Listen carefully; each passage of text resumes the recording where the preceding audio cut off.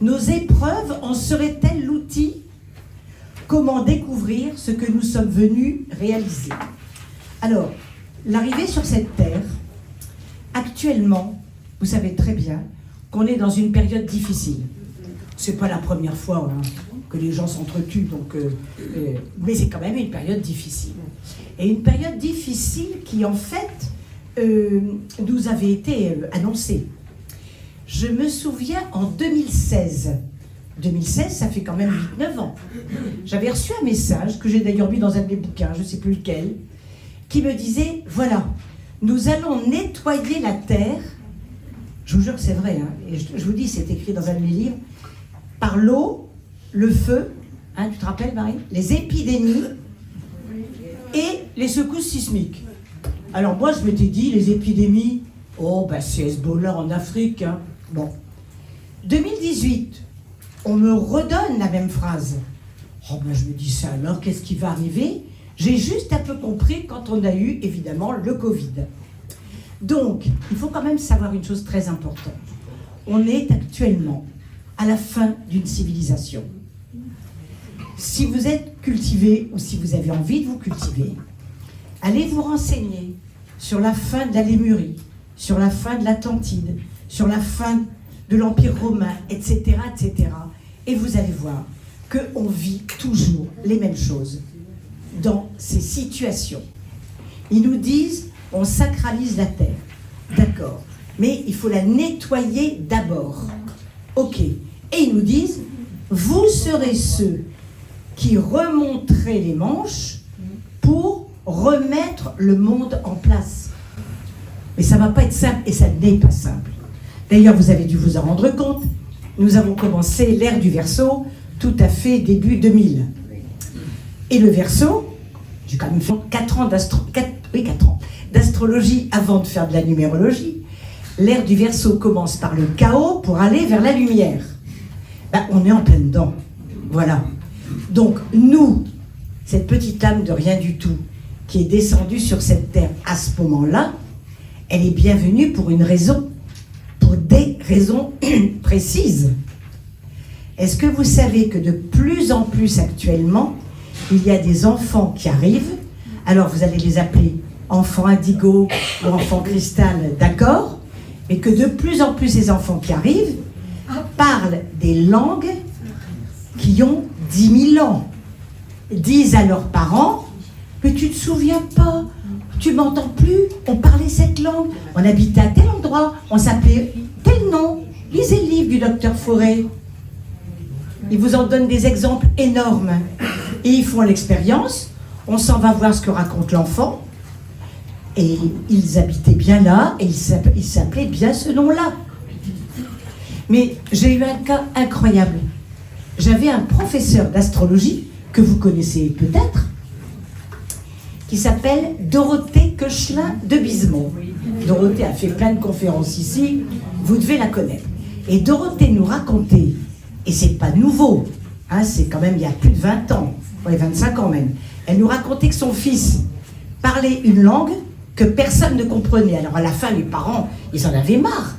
Et puis il disait, mais vous ne comprenez pas, papa, maman, il était triste, le pauvre gamin, il avait 12 ans.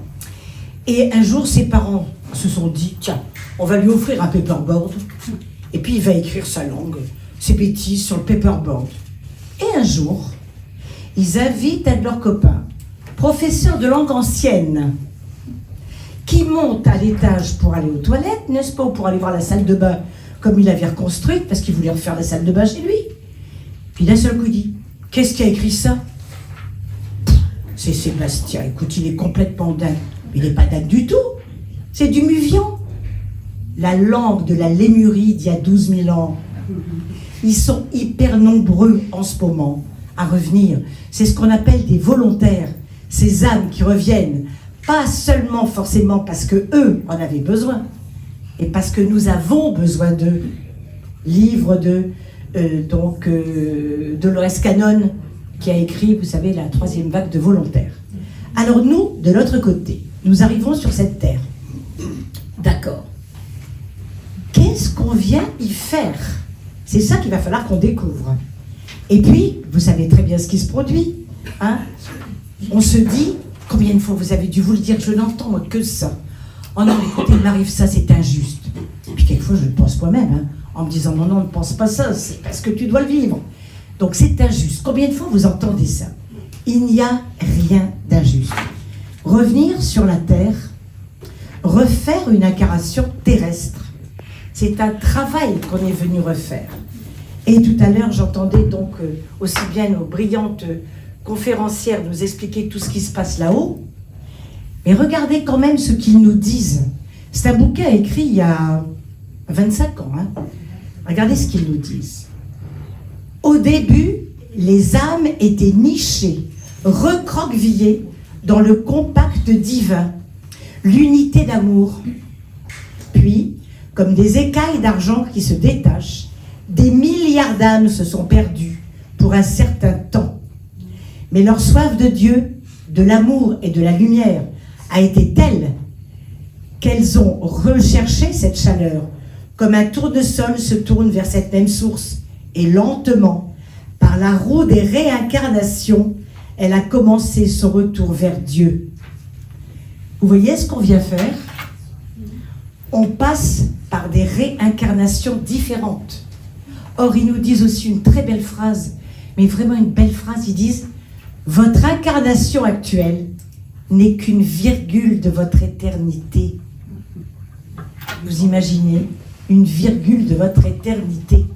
Donc actuellement, nous voilà installés sur cette terre, alors que, en fait, on vient d'un moment. Alors je dis un moment, mais le temps n'existe pas, mais bon, je suis quand même bien obligée de le traduire en humain. Un moment où on était unis dans l'amour divin. On était dans la lumière, dans l'amour. Est-ce que vous vous souvenez dans la Bible de Lucifer? Lucifer, le méchant ange, le démon, etc. En fait, c'est un ange qui a fait imploser l'unité entre l'être humain, c'est pas l'être humain, entre les âmes et le divin. C'est pas l'être humain, entre les âmes et le divin. À partir de ce moment-là, disent-ils, les âmes sont remontées vers la lumière par nostalgie, par tristesse. Et c'est ça la raison de nos réincarnations. C'est ça. Revenir travailler vers la lumière et vers l'amour. Alors, le grand nettoyage en ce moment, ce grand moment difficile de fin de civilisation que nos âmes ont peut-être déjà vécu, n'est-ce pas? Eh bien, moi, l'autre jour, je leur avais dit, il n'y a pas longtemps, il y a 1 mois et demi, par écriture automatique, je dis, écoutez, que je comprenne bien, si vous voulez nettoyer la Terre, pourquoi vous ne nous envoyez pas, comme vous avez fait il y a 65 millions d'années pour les dinosaures, hein, pourquoi vous ne nous envoyez pas 2 bonnes météorites, là, les pigs, puis on nettoiera tout, puis on reviendra? Et alors la réponse est incroyable, ils me disent, on ne peut pas, à cause des usines nucléaires que vous avez actuellement. Je dis, on s'en fout des usines nucléaires. Ah ben non, ils me disent, la Terre ne serait plus habitable. Mais je dis, on s'en fout que la Terre ne soit pas habitable. Il y a plein de planètes. Et vous savez ce qu'ils me disent? Et là, ils répondent, et je n'ai pas pu l'inventer, ils me répondent, quand tu nous auras rejoints de l'autre côté, tu comprendras que le passage par la Terre était indispensable à votre évolution. J'ai sur ce petit machin-là. Parce que, soyons scientifiques, c'est quoi cette Terre? C'est une poussière d'étoiles de rien du tout, qui se balade autour du Soleil, qui est une étoile, dans une galaxie qui est la plus petite concentration de galaxies de l'univers, qui s'appelle la Voie lactée. Ça veut dire qu'on n'est rien du tout. Et ils nous disent, la Terre est indispensable pour votre évolution spirituelle. Donc, l'injustice, mais non, il n'y a pas d'injustice.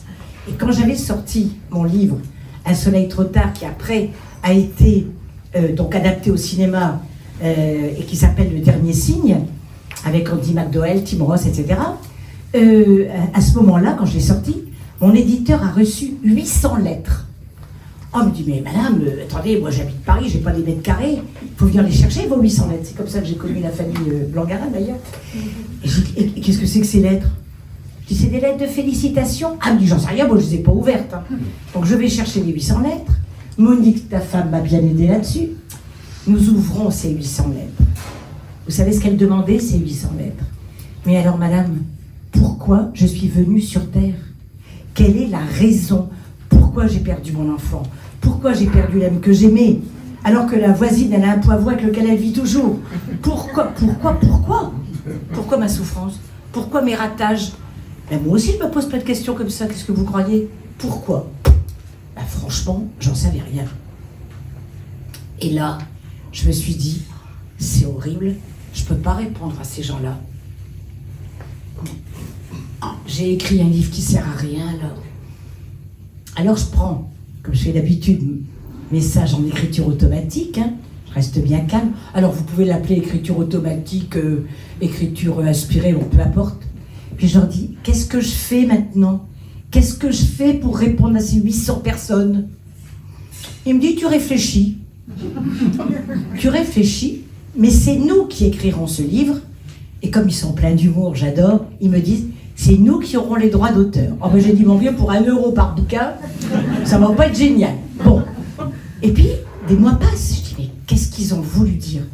Ah, puis d'un seul coup, je me dis, et c'est là que Monique m'a aidée, on va classer par souffrance. Finalement, quand vous classez par souffrance vécue sur la Terre, il y en a 8 ou 9. La perte de l'être cher, la perte de l'enfant. Et combien de fois on nous dit, quand avec Jacques et donc toute son équipe, on fait par exemple des week-ends où on reçoit les parents qui ont perdu un enfant, ou les gens qui commencent à rentrer dans le spirituel. Presque chaque fois, ils disent, si je n'avais pas eu cette épreuve, je ne me serais pas posé de questions. Et alors moi, je vois toutes ces demandes. Pourquoi mon enfant était anormal? Pourquoi? Franchement, j'en savais rien du tout. Puis à un moment donné, je me dis, ah, mais j'ai trouvé une idée. Je vais écrire le résumé de cette souffrance. Hein? Donc, je vais vous en parler de quelques-unes. Et puis, après, je vais leur demander pourquoi ils ont vécu cette souffrance. Et c'est eux qui me répondront. Et ça a donné, donc, mon deuxième bouquin, La révélation de Samsara. Oh, stupéfiant. Et là, vous vous rendez compte que les souffrances vécues sont faites pour une raison précise. C'est pas n'importe quoi. Et à partir du moment où on a compris qu'on va revenir, comme disaient mes consoeurs tout à l'heure, on revient sur la terre pour évoluer, en remonter vers l'amour et vers la lumière. Souvent, c'est par des épreuves. Si c'est toute la journée coucou les petits oiseaux, bah, vous allez rester quelqu'un sur Terre, écoutez, qui va s'acheter tout ce qu'il faut, d'accord, tout va bien, mais il n'y aura peut-être pas de questionnement. Et je me souviens, et c'est d'ailleurs mon fils qui l'avait vécu à cette époque-là, il avait été demandé par un couple hyper sympathique, très connu dans la région lilloise, pour être le parrain de leur enfant. Et au moment de la naissance, j'étais chez mon fils, je m'en souviendrai toute ma vie. Le téléphone sonne et je l'entends pleurer au téléphone. Bon, je sais qu'il est sensible, mais alors à ce point-là. Et en fait, il revient dans le salon, il me dit, oh, tu sais ce qui arrive? Des gens adorables. Elle vient de mettre au monde un enfant anormal.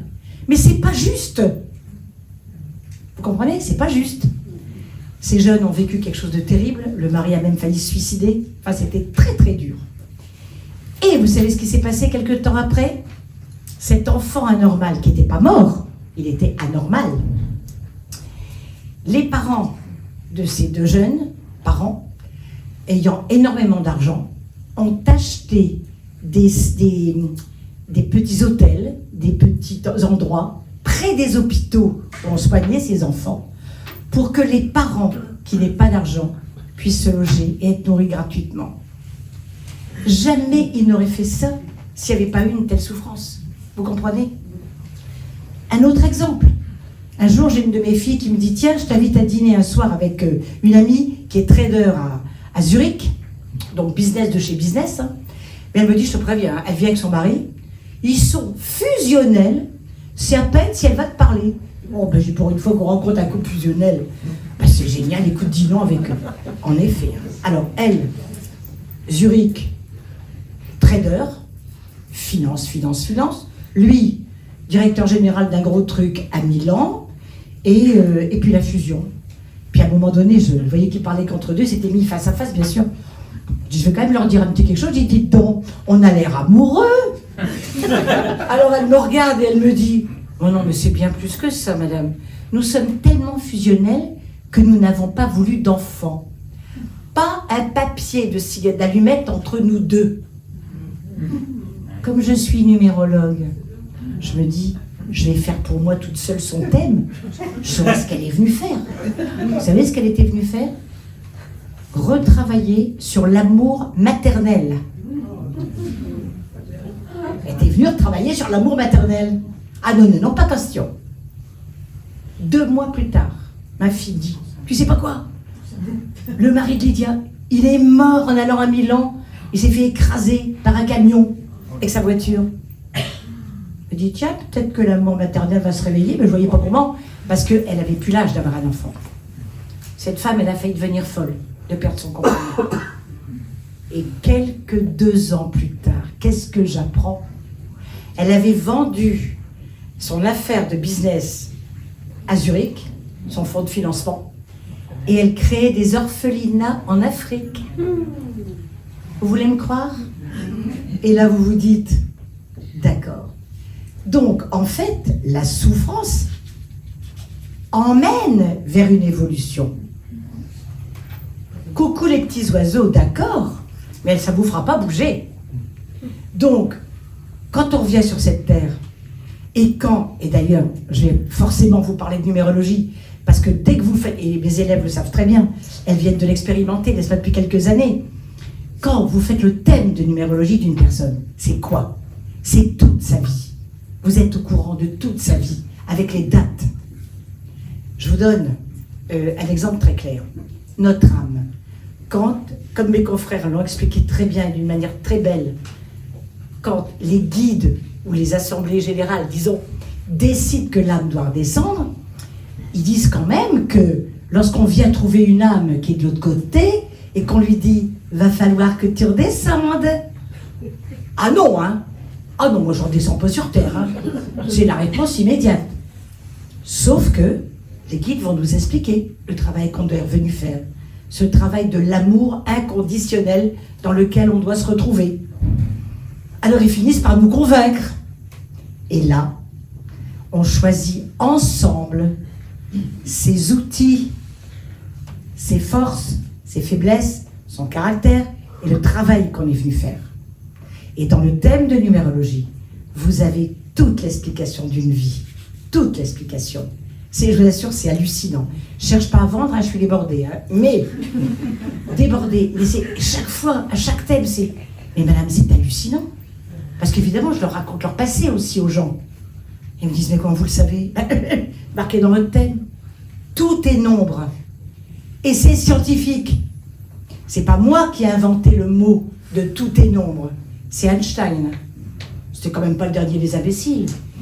Qui nous a appris la numérologie, la vraie, celle qui existe depuis 12 000 ans, en Europe? C'est Pythagore, figurez-vous. Pythagore, ça vous dit quelque chose? Il nous a cassé les pieds en 5e, rappelez-vous, hein, le théorème de Pythagore. Bon, Pythagore a mis 15 ans à aller en Égypte pour que les prêtres égyptiens acceptent de le former en numérologie.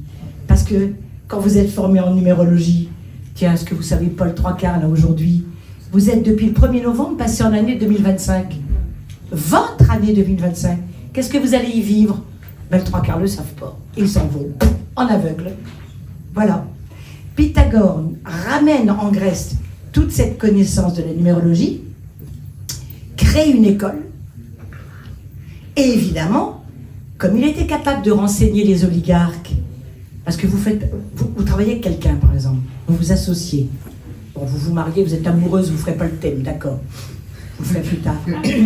Mais vous travaillez avec quelqu'un, vous faites son thème sans être indélicat, vous faites juste le caractère de la personne, ses forces et ses faiblesses. Vous savez très bien que celui-là, il faut le mettre à la compta et surtout pas à la vente, parce qu'avec la vente, il va déposer le bilan. Et si vous mettez le gars de la vente à la compta, il va déposer le bilan aussi. Donc, vous savez tout ce qu'il en est. Vous savez où placer les gens. D'un seul coup. Et ça, c'est un bouleversement hallucinant. vous découvrez qui est votre mari, qui est votre femme. Hein? Et pire que ça, qui sont vos enfants? Et moi, qui ai eu des enfants très jeunes, j'avais 20 ans, maintenant j'en ai 110, alors vous pensez qu'ils sont grands. Qu'est-ce que je regrette de ne pas avoir connu cette numérologie quand ils étaient petits. J'ai fait des bêtises d'éducation, avec amour, mais c'est pas du tout ça qu'il fallait que je fasse. Donc, maintenant, par exemple, l'autre jour, je me rappelle, j'ai eu un professeur ici, qui prenait tous les cours de numérologie par Zoom, et qui me dit, mais c'est dingue, j'ai calmé tout le monde dans la classe. Je dis, comment? Ah ben, il dit, j'ai fait le thème de tous les élèves, leur caractère, et je leur parle plus du tout de la même manière. Donc sa consoeur qui est dans la classe d'à côté dit, c'est pas vrai, on n'entend plus rien, tu les as drogués. Alors, en rigolant bien sûr, plutôt qu'en pleurant, et elle dit, mais non, avec la numérologie, je sais comment je vais leur parler. Ah bon, elle dit, alors je vais y aller. Donc elle a pris les cours également. Elles ont un lycée qui se trouve du côté de la banlieue parisienne, la moins rigolote, croyez-moi. Ça marche très très bien.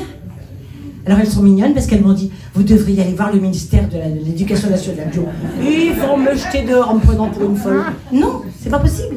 On ne peut transmettre que d'une personne ouverte à une autre. Mais alors, quel changement de vie, quelle différence. C'est absolument incroyable. Donc nous, actuellement, en pleine catastrophe, qu'est-ce qui se passe? Il faut vous rendre compte que vous pouvez avoir des mémoires de vos vies antérieures.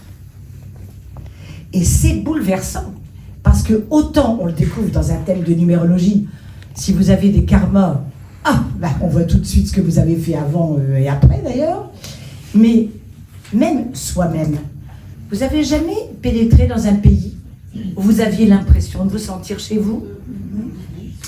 Vous n'avez jamais rencontré une personne en vous disant « Oh non, pas celle-là », alors qu'elle vous a rien fait, la pauvre fille ou le pauvre garçon, mais l'inverse aussi. Vous n'avez jamais rencontré quelqu'un avec lequel ça vous paraissait tellement évident que vous avez passé des heures avec elle?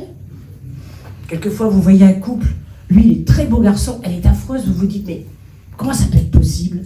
Ils se connaissent de vie antérieure, évidemment.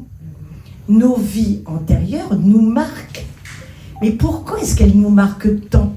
Elles laissent des traces, bien évidemment. Bien évidemment qu'elles laissent des traces. Mais ces traces, elles se revivent aussi dans des familles karmiques. Tout à l'heure, donc, tu en parlais. On va revenir, par exemple, dans une famille karmique où on va avoir un travail à refaire avec quelqu'un avec lequel on l'a raté depuis, je ne vais pas dire des siècles, le temps n'existe pas, hein, on est d'accord. Hein, depuis des civilisations et des vies. J'avais une sœur, à 4 ans, 4 ans, elle arrivait à bien parler, je m'en souviens. Elle était assise sur les genoux de mon père. Elle se retournait vers ma mère avec une haine, et elle lui disait « Cette fois, tu ne l'auras pas !» À 4 ans, cette fois, tu ne l'auras pas. Elles se sont haïes toute une vie. J'ai dit à ma sœur, quand maman est partie, elle commençait. J'écoute bien, écoute-moi bien, Françoise. Tu vas revenir avec elle. Ah non, surtout pas. Tu vas voir. Et là, vous allez finir par comprendre que vous êtes deux âmes qui doivent retrouver l'amour si vous voulez remonter. Il n'y a rien à faire. Donc, ces vies antérieures que vous vivez laissent des traces. Et je vais vous donner un exemple qu'on a vécu, hein, Marie?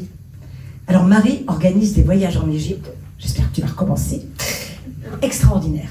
Extraordinaire. On a vécu des... Et puis, spirituel, bien sûr. Hein. Et puis, à la fin d'un très beau voyage où on était assez nombreux, où on avait découvert, n'est-ce pas, Marie, toute la numérologie dans les temples, tu te rappelles? Oh là là, incroyable. Parce qu'en fait, il y a des nombres qui sont des nombres sacrés en numérologie. Et on retrouvait la construction de ces nombres dans chaque temple et chaque pyramide. Enfin, c'est hallucinant. Et un jour, à la fin de ce séjour, Marie nous dit, tiens, le dernier soir, on va aller visiter la vallée des rois. Bon, un dernier jour. Alors, on y va, petit bus, tout ça. Puis je les vois partir vers une tombe. Bon, puis moi, je discute avec la petite dame qui avait conduit le bus, en me disant, madame, c'est bien, merci beaucoup, voilà. Et donc, je les suis, ils sont déjà descendus dans la tombe. Mon Dieu, J'arrive au bord de la tombe. L'horreur. Traversée d'horreur. Je suis pratiquement tombée en syncope, ça m'est jamais arrivé de ma vie. On m'a relevé, on m'a mis une merde. Il a fallu de remonter et t'allonger. Ah, mais c'était affreux. Et là, d'un seul coup, toute une expérience, toute une vie, toute une mort m'est revenue. J'étais une femme arabe à l'époque, en burqa, vous savez le truc tout noir là. Bon, on était 7 copines autour du cercueil du monsieur extrêmement important du village, sûrement le maire du village, et on allait l'enterrer. On descendait, on l'enterrait, et on se mettait autour du cercueil, et comme à l'époque, on enterrait les compagnes avec, n'est-ce pas? J'entends un bruit épouvantable, comme une pierre énorme qui tombe derrière moi. On se retourne toutes les 7, et on était enfermés dans le cercueil. Et on est morte, lentement, étouffée. Ah, mais c'est quelque chose dont je rêve depuis que je suis petite. Hein. Et là, je le vis et je me vois où? Mais un autre truc plus gai, quand j'avais 17 ans, j'étais amoureuse d'un Écossais. Parce que j'ai déjà fait une vie en Écosse. Donc j'avais retrouvé celui-là. Voilà. Il était très bien. Et j'avais 17 ans. Il m'invite donc à Londres. À l'époque, attention, hein, j'étais chez les parents, attention. Hein, je faisais pas de bêtises. Hein. Et il me dit, tiens Anne, on va aller visiter Stratford-upon-Avon, la maison de Shakespeare. Bon, ben d'accord, hein, moi j'étais en première de lettres, alors aller voir Shakespeare. Hein. J'arrive devant la maison de Shakespeare, 17 ans. Hein. Oh, je dis Tony, je connais parfaitement cette maison. Le gars, il me regarde comme si j'étais dingue. Je lui décris la maison. Alors là, il y a une entrée, là c'est l'escalier, là il y a un salon, là il y a les tableaux de je sais plus qui. Puis alors on traverse, il y a une grande pelouse et il y a un puits. Le gars me regarde comme si j'étais une dingue. On rentre dans la maison de Shakespeare et c'est exactement ce qu'il y avait. Il me dit, Anne, enfin en anglais on se vous voit, hein. Vous avez déjà vécu dans le coin? Alors, je ne connaissais pas du tout ce que je suis en train de vous raconter. Je dis, non, je ne sais pas, j'ai dû voir des photos, tu parles. Il y a 6 mois, quelques années donc après mes 17, ne riez pas, hein. 6 mois, il y a une dame qui me demande une consultation. Elle s'appelle Wendling. Donc, comme mon nom de jeune fille. Alors je lui dis, dites-moi, vous êtes alsacienne? Vous savez comment j'aime l'Alsace, n'est-ce pas? Elle me dit, pas du tout, je suis britannique. Je dis, non, ça c'est pas possible. Si, madame, vous n'avez pas connu William de Wendling, qui habitait à côté de Shakespeare? Je dis, qu'est-ce que vous racontez? Elle m'envoie toutes les preuves. À l'époque où Shakespeare vivait à Stratford-upon-Avon, il y avait quelqu'un qui vivait là-bas, qui s'appelait William de Wendling, à 2 pas. J'ai dû vivre là, évidemment. Et dans la même semaine, ma petite fille qui m'envoie rarement des mails, parce qu'elle a 30 ans, elle est débordée par sa médecine, qui m'envoie, alors qu'elle ne sait pas du tout ça, hein, elle m'envoie une photo de l'abbaye de Wendling à côté de Stratford-upon-Avon. Non mais, bon, je dis ça va, j'ai compris, hein. J'ai compris. Vous vous rendez compte? Donc des vies antérieures. Et par exemple, si je reprends le cas de ces enfants qui naissent actuellement avec la connaissance d'une langue étrangère, et plus qu'étrangère, qui a 10 000 ans. Non mais vous vous rendez compte? Et qui ne comprennent pas pourquoi les parents ne comprennent pas, alors qu'ils ont vécu ensemble à cette époque-là. C'est pas encore une preuve supplémentaire? Vous imaginez? Donc, ces enfants que vous appelez actuellement, par exemple, hein, les enfants indigo, les enfants cristal, etc. Mais ils ont un courage formidable d'arriver sur cette terre à ce moment-là. Ils ne sont pas descendus pour eux. Et dans les thèmes de numérologie, quand j'arrive au nombre 7 que je calcule, toutes les vieilles âmes ont des nombres en 7 dans tous leurs noms et prénoms. Elles sont à peu près, dans les consultations, vous avez 15% de personnes qui sont des vieilles âmes. Les autres, ils ont un karma en 7, ça veut dire aucune lettre en 7, et là, ils sont vécus pour une évolution spirituelle classique. Donc, le nombre de personnes qui viennent nous aider, et j'ai demandé, mais quel courage ils ont, alors pourquoi ils viennent? Ils expliquent dans les messages que ce sont des âmes qui n'avaient pas à revenir, et qui sont venus pour nous aider, disent-ils, à traverser l'eau boueuse. Vous n'allez pas me dire qu'on n'est pas dedans, évidemment. Donc, le travail qu'on est venu faire, on va le découvrir, nous, dans la grille d'inclusion du thème de numérologie. Qu'est-ce qu'on est venu faire? Qu'est-ce qu'on a pris comme force? C'est pas pour vous le vendre, hein, mais c'est tellement incroyable. Qu'est-ce qu'on a pris comme faiblesse? Qui est l'autre? Aux enfants. L'autre jour encore, j'avais un couple. Je sors d'une conférence, il y a une dame qui vient me voir, elle me dit « Vous pourriez nous faire une consultation, mon mari et moi ?» Et je ne sais pas ce qui m'a pris. J'ai fait une grimace, je dis « Ensemble ?» Elle me fait « Pourquoi il me trompe ?» Je dis « Non, madame, je ne suis pas la voyante du coin. C'est pas ça. Et pourquoi vous faites une grimace ?» Mais je dis « Parce que vous ne vous connaissez pas. » On est mariés depuis 25 ans. Ça rate pas. Hein. Ils viennent ici, dans un petit bureau que je loue exprès. Et là, qu'est-ce que je découvre dans le thème du mari? Qu'il ne parle pas.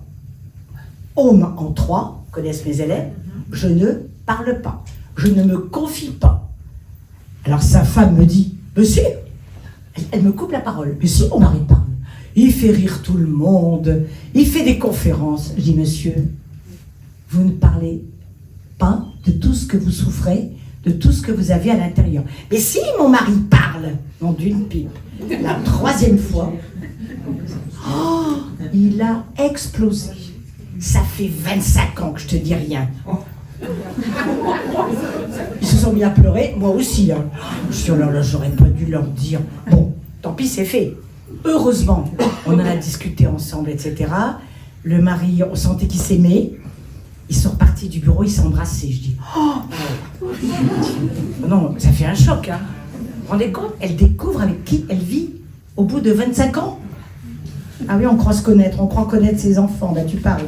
Donc en fait, on arrive sur la Terre avec des forces et des faiblesses et des nombres qu'on a choisis avec ces guides pour venir faire en fait une virgule dans notre éternité. Mais bon, je ne vais pas vous lire des passages de la révélation de Samsara. Je préférais que vous l'achetiez. C'est pas pour mes 1 euro. Hein. Et c'est parce qu'en ce moment, plus je relis la révélation de Samsara, plus je me rends compte des preuves qu'on a de réincarnation. Alors qu'on va se dire, tenez, je vais encore vous donner un autre exemple. Vous vous rappelez de cette dame belge chez laquelle on avait retrouvé 6 enfants dans le mur? Vous vous souvenez de ça? Il y a 2 ans. Hein? Elle avait zigouillé tous les enfants à la naissance et elle les avait collés dans le mur. Mais certains, on les retrouve dans les congélateurs. Hein? Oh, ben oui. Mais cette femme, quand elle va revenir sur la Terre, elle n'aura jamais d'enfants. Mais elle n'aura qu'une envie, c'est d'en avoir. Elle souffrira que ses amis n'aient pas d'enfants. Elle va comprendre l'amour maternel. Vous comprenez? Il n'y a rien d'injuste. Il y a un travail qu'on est venu faire. Alors, je vais encore vous faire rire, mais il vaut mieux rire d'ailleurs. Il n'y a pas longtemps, il y a 3-4 ans, j'étais à Rome, invitée pour un marché de l'audiovisuel. Parce que mon métier, ma passion c'est la numérologie et mon métier c'est l'audiovisuel. C'est peut-être 2 choses un peu différentes. Et donc, je vais à Rome pour un marché de l'audiovisuel. Et on est invité le soir chez l'ambassadeur de France à Rome, qui habite le Palais Farnese, qui est magnifique et qui a été retapé entièrement par les Français. Il accueille tout le monde à l'entrée du Palais Farnese, baise-main, tout le truc, je ne touche pas madame, mais je vous fais le baise-main, très chic, tout. Et là, il me dit, traversez madame la pièce qui est là et montez à l'étage pour le cocktail. Moi, j'y vais, hein. Et là, d'un seul coup, une vie antérieure qui me revient. Je suis un homme méchant, puissant, écrasant. Vous savez, habillé comme au Moyen-Âge, en robe longue, les hommes de velours très épais. Et je flanque des grands coups de pied dans ma robe en velours, sachant que je dois monter à l'étage pour faire un discours. Et je me disais, je vais encore les avoir, ces crétins.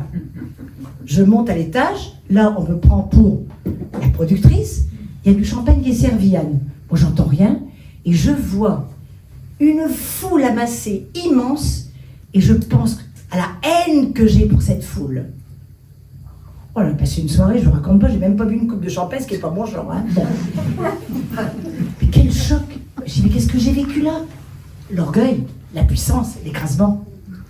Lorsque vous avez fait des choses pareilles, et peut-être que j'en ai fait dans d'autres incarnations, vous allez revenir cette fois sur la Terre avec un karma, un home en 1, en numérologie. Vous allez me dire, c'est quoi votre truc? Le nombre 1, c'est le nombre de la puissance, de la force. Si vous avez 0 lettre en 1, vous êtes quelqu'un qui n'avait aucune confiance en lui, qui va se faire écraser par les autres. Pourquoi? Parce que je les ai écrasés, les autres, dans des vies antérieures. Donc, mes guides, ils vont me faire choisir ces nombres pour que j'ai pas, encore une fois, l'erreur de dominer. Vous ne pouvez pas savoir ce que je pense sans arrêt du mot humilité. Allez, te montre pas, sois humble. Mets-toi au fond de la salle, sois humble. Et je le sens comme un travail que je suis venue faire. Même si je suis passionnée quand je vous parle, vous comprenez ce que je veux dire. Et en plus, ce qui m'est très très difficile du coup à supporter dans mon métier de productrice, et je l'ai quitté d'ailleurs, c'est quand j'ai quitté la fiction, où je devais gérer des comédiens qui se prennent pour Dieu, alors qu'ils sont moches, vulgaires, et on ne les connaît pas au-delà des frontières françaises. Laisse-moi rigoler. Bon, je pouvais plus. Non, là, je pouvais plus. Donc, en fait, c'est tout un souvenir d'avant qui fait que... Alors, on me dit, mais vous n'avez pas dit que vous aviez fait tel film? Ben non, pourquoi? Ah non, je veux pas qu'on me dise c'est bien.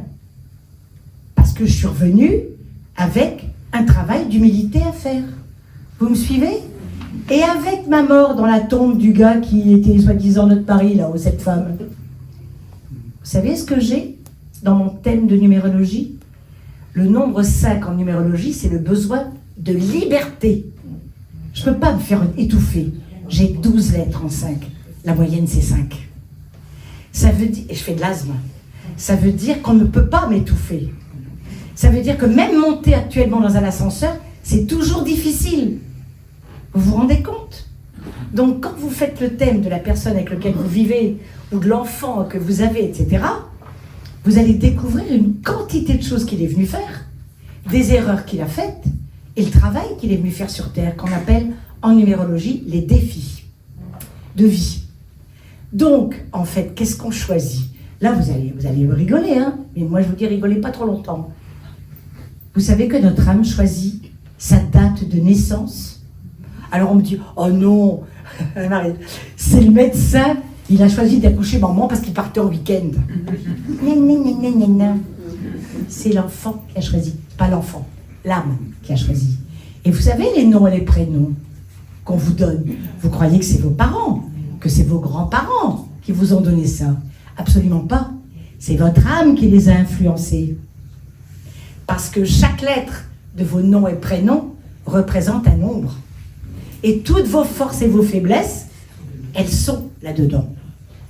Je vous dis, c'est hallucinant. Et la même chose, là, vous êtes tous là en train d'ignorer que vous commencez votre année 2027, n'est-ce pas, à partir du 1er novembre. Et vous êtes presque les deux tiers à ne pas savoir ce qui va vous arriver. La numérologie vous l'explique. Et quand les savants vous disent « le monde est construit sur des nombres », Max Planck, ça vous dit quelque chose? Max Planck, le grand Max Planck qui a découvert la physique quantique. Mais c'est quoi la numérologie? C'est de la physique quantique. Qu'est-ce que c'est la physique quantique? C'est très simple finalement. C'est pas la peine de s'endormir pour une conférence pendant 2 heures. C'est très simple. La physique quantique, ça veut dire que tout est vibratoire. Pas besoin de passer un week-end de 5000 balles pour apprendre que si vous pensez négatif, vous récupérerez du négatif. Vous pensez positif, vous récupérerez du positif. Ça s'appelle l'intrication quantique en science. Et nous, les nombres, c'est du quantique. Ils sont vibratoires. 3/4 des gens créent une société sans calculer une seule seconde le nom de leur société. Ben, si leur société est en 4, 2, 13 et en 7, ben, ils déposeront le bilan. Puis c'est tout. Ils ne le savent pas. Ah non, mais c'est hallucinant. Croyez-moi. Ben, là, je viens d'avoir une amie là, qui a fait les thèmes, qui a fait les cours avec nous, et qui me dit, oh, dites donc, Anne, hein, l'année dernière, hein, Ça n'a pas été simple. Qu'est-ce que j'ai été bloquée? Elle marche même avec une canne provisoirement. Je lui dis, vous êtes né quel jour, quel mois? Alors elle me le donne. Oh, ben j'ai dit, vous êtes rentré en année 5, vous allez vous libérer. Oui, elle dit, je retire bientôt ma canne. Elle est dans la salle, je ne mens pas, n'est-ce pas? Donc, en fait, ce qu'il y a de pire, c'est pas pire. Le plus hallucinant, c'est de calculer son passé. Vous dites, mais c'est vrai. Et les rendez-vous que vous prenez, vous faites le calcul de votre journée de rendez-vous? Allez-y, allez à un rendez-vous, le jour du 4-2-13, du 2-2-11. Allez-y, c'est le blocage total.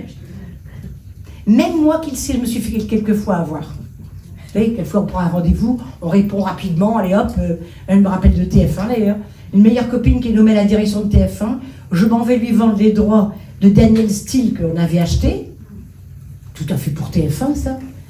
Ça nous avait quand même coûté dans la société 200 000 balles, hein, d'achat de droits. Et comme une gourde, au 3e coup de téléphone de la secrétaire de la direction de TF1, qui me rechange mon rendez-vous, je regarde pas sur mon carnet, je réponds oui.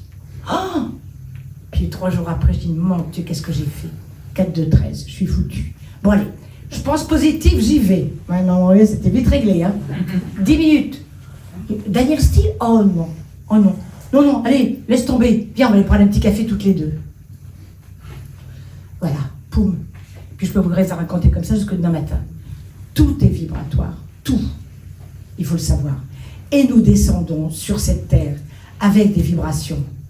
Et pour aller plus loin, c'est ce que disait Marie ce matin, lorsqu'on calcule le jour du décès d'une personne, j'aime pas dire mort, j'aime pas dire décès non plus, quand elle retourne à la maison, quand on calcule sa date, on sait ce qu'elle va faire dans les premiers temps de l'autre côté. C'est hallucinant. Et souvent, hein, après, on en a des messages, on en a des preuves. Tout est nombre. Vous imaginez? Alors, que ce soit, à partir du moment, je veux dire, où on a compris quand même ce qu'on était venu faire sur Terre, ben moi je trouve que c'est plus facile. Ça va mieux, parce qu'on se dit, on n'est plus aveugle. Alors, quand il arrive un gros souci, et ça m'arrive encore beaucoup, je dis, bon, attendez, qu'est-ce que vous avez voulu m'expliquer encore? Là, je viens de rentrer dans une année 8, juridique, argent, problème en tout genre, technique. Ah, ben, je suis en pleine dedans depuis 3 semaines. Ça a commencé le 3 novembre. Voilà, je ne vais pas vous raconter ma vie, mais je vous assure, c'est exactement ça. Je dis, bon, allez là-haut, vous allez m'aider. Vous allez m'aider à traverser. Pourquoi vous me faites traverser ça? Et il est arrivé un coup de téléphone de quelqu'un qui m'a dit, Anne, j'ai vraiment besoin de vous sur un long métrage concernant. Et il m'a donné un sujet spirituel que je n'aurais jamais pu faire toute seule. Eh bien, je vais y aller, moi. Voilà. Donc, chacun, ici, est descendu pour des travaux, pour des défis, pour des développements à faire dans cette vie. Et les épreuves en sont quelquefois, eh bien, l'ouverture. Hein, quand vous entendez des parents, mais qu'est-ce qu'il y a de pire que de perdre son enfant, mon Dieu, qu'est-ce que l'horreur, et qui nous disent, hein, combien de fois ça arrive, hein, Jacques, et qui nous disent, s'il n'était pas parti, je n'aurais jamais évolué de manière spirituelle. Combien de fois j'entends des gens, pas qu'à la mort de leur enfant, me dire, ah, si j'avais pas eu cette épreuve, jamais je me serais questionné. Ben, moi non plus, hein. Moi, quand mon père est parti, et d'ailleurs c'est là que j'ai commencé à écrire Un soleil trop tard, mon mari est parti en même temps, youpi, celui-là il est parti. C'était dur de vivre pendant 20 ans avec un alcoolique violent. C'était très dur. Et ils partent tous les deux pratiquement en même temps. Et d'un seul coup, j'ai des messages venant de mon père. Et après, j'ai un message venant de mon mari qui me demande pardon. Pardon, il dit pardon aux enfants, je les ai tant aimés sans les aimer à cause de mon problème.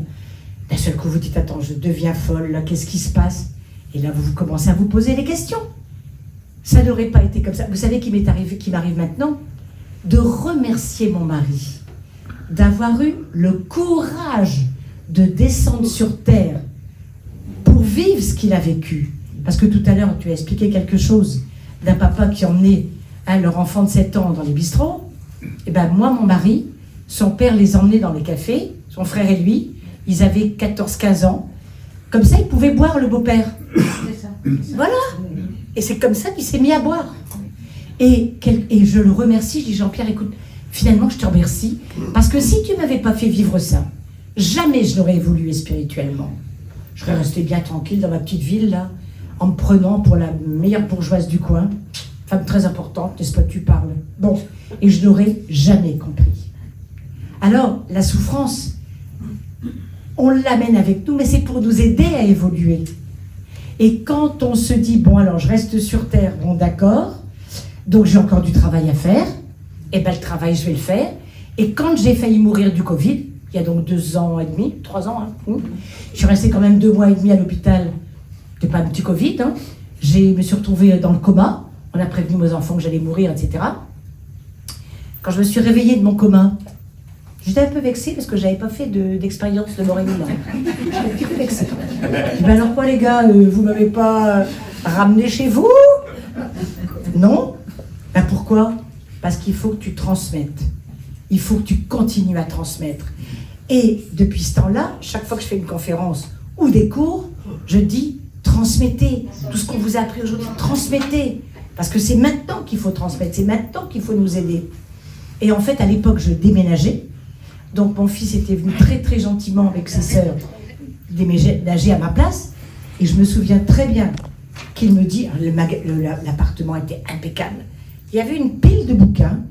Et mon fils me dit, écoute maman, les bouquins, ça, range-les. Vous savez quel était le livre qui était en haut du bouquin, en haut de la pile, que je n'avais jamais acheté. Il s'appelait Transmet.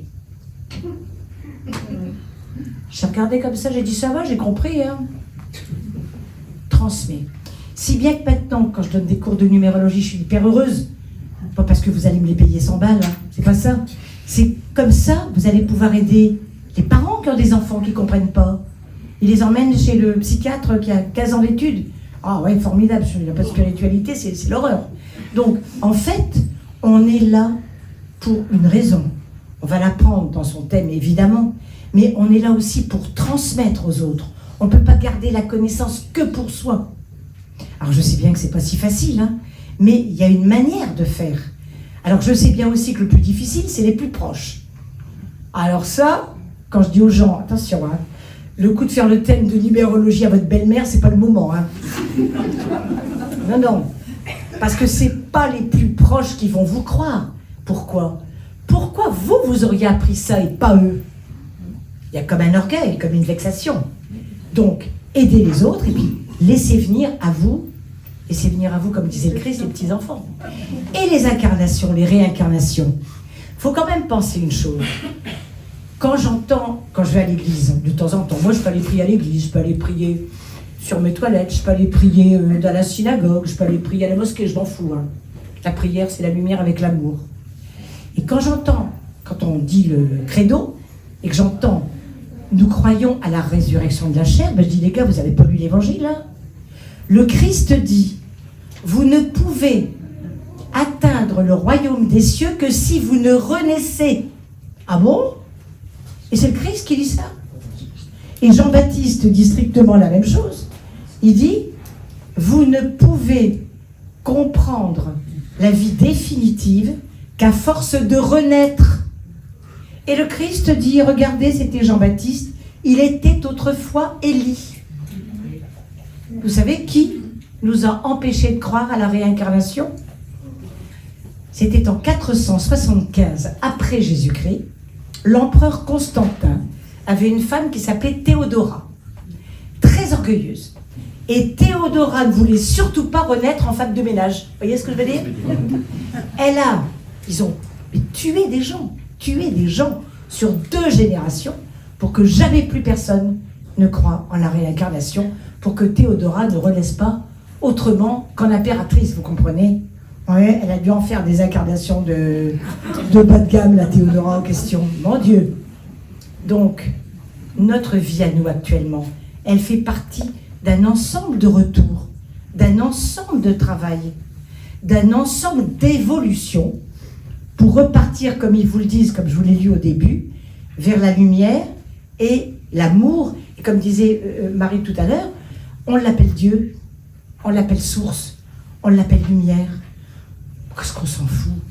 On retourne vers eux, vers la lumière totale, à travers la roue des réincarnations. Voilà. Et c'est ce dont je voulais vous témoigner aujourd'hui. Et si vous avez des questions, j'en veux bien. Voilà.